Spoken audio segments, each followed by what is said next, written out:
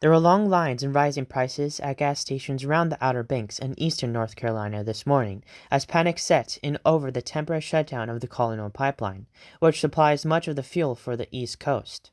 Many stations on the Outer Banks were reporting they've run out, and others are limiting on how much you can purchase at one time. Governor Roy Cooper on Monday declared a state of emergency to suspend vehicle fuel regulations to ensure adequate fuel supplies throughout the state, as prices jumped to nearly $3 per gallon. AAA forecasts gas prices to keep climbing this week in reaction to last weekend's cyber attack on the Colonial Pipeline, which runs from Texas to New York Harbor and supplies about 45% of the motor fuel used on the East Coast.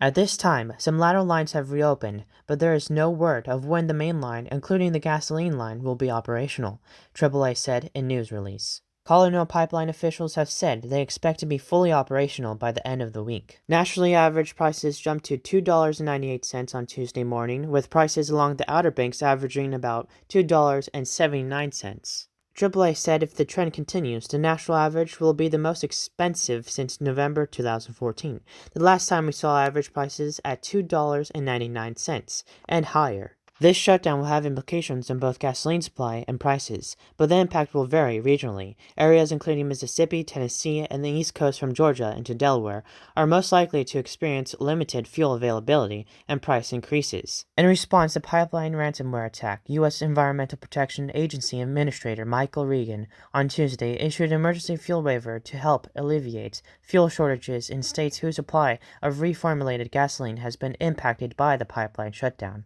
Now, with all of this happening, there's of course people hoarding gasoline, which is making this situation worse. Well, that's it for the video. Stay safe, everyone.